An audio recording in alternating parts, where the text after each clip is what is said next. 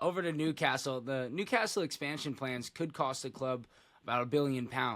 Is building a new stadium potentially just make more sense than expanding on what they already have?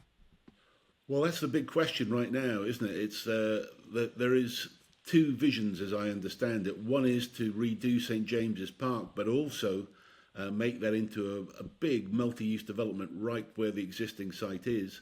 But that would be extremely expensive to undertake that. But it was no doubt it would be a huge showpiece.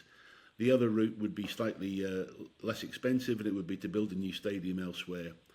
I've got to say, if there is funding for the first option, I'd be all behind it. I think St James's Park is a great piece of football history on a global basis.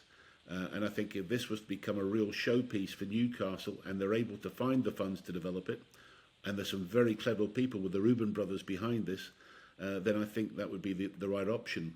They've also announced a new board director who has come on board and is considered to be one of the top real estate experts in in Newcastle. So I would hope that he can find a way with the council to deliver option one. It's a lot of money, but I think over time it'll take some time to pay back. But for the city itself, that would be an incredible piece of work to be done. And the expansion, where are we going from in terms of capacity, and where are we getting to? What's the proposed plan? I think we're looking at up to 70 to 75,000, which would easily fill every week. There'll be no problems with that, and possibly even more. But we've got to see the actual plans themselves in detail. There's no doubt there are cost issues, but with the PIF, if they decide they want to do this, then I think they'll find a way to actually bankroll it. But like with everything, there's got to be a genuine reason and a feasibility, and show what the payback time is, and also the impact on the city. There's also a new training ground to be considered, and I think they're looking at potential options for that. So overall, there'll be pros and cons on both sides, but these decisions are crucial. We've seen with Everton what a new stadium can do in terms of just hanging on for to turn things from Goodison into what this new stadium can be. It can make a big impact. Spurs have done it as well with White Hart Lane into the new stadium. So it can make a big thing, but it's a decision you only make once every 100 years. And so you've got to get it right.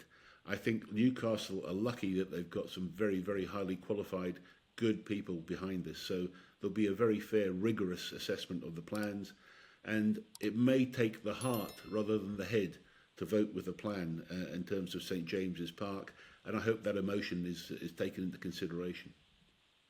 Well, you mentioned PIF. It's the 3-year anniversary of their ownership of Newcastle this week. How much progress have they made since taking over Newcastle? It's fantastic progress. I've got to give them full marks. I think they've done a great job. I think if it hadn't been for some of the injuries last season, I think Newcastle may have finished back up the table again. But I think the spirit in the North East now, the whole, to qualify for Champions League and their performances within the Champions League, the expectations now are at a completely different level. Seeing the Newcastle fans at Everton at the weekend, they're expecting to win every game now, and they're expecting to win the league. And that's a complete reset of expectations from the Mike Ashley era. So PIF have done a great job. And here we are just discussing a potential new stadium plan as well. A new training ground. All these things are signs for the future, and they've given fans hope. They've reignited the passion up in the northeast, which I don't think was ever dying, but certainly was reignited. And so I give PIF full marks for this. They've been patient. They didn't jump into it and just throw money at it.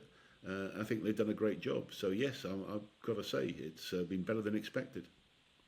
And are you surprised at all that they haven't been bigger spenders under PIF? I know the first year it seemed like they really were going to be, but I think we all recall, right, when they took over, there were rumors of Mbappe and Neymar and these types of names coming to join Newcastle, and it hasn't quite been that kind of spending.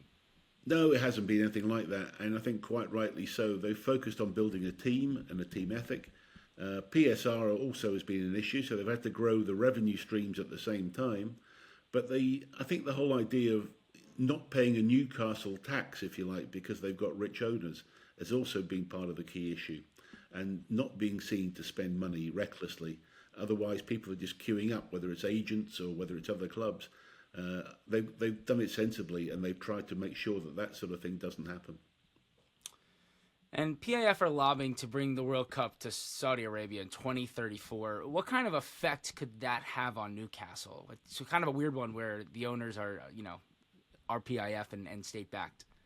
Well, it's interesting. I can't say much about it in detail, but I was involved in a recent plan with the trying to re-look at the academy system within Saudi, looking with it to a view of how can you produce a team that's going to win the World Cup in 2034.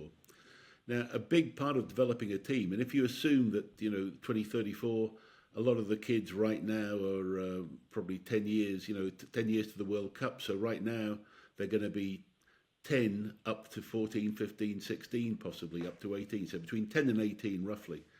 So a lot of those kids on their football journey in those years now may be loaned out to Newcastle or other clubs like that. And so there could be some incredible talent that could be accessed to, provided it fits all the FIFA regulations. But I think there's something there that could affect Newcastle in a positive way if there is a discovery of a great well of youth in Saudi. Now, whether it's there or not, we've got to see, but nobody's ever really looked seriously for it before. And if there is, then I'm sure that there will be a big discovery and a big nurturing of that talent, and Newcastle may benefit from that point of view.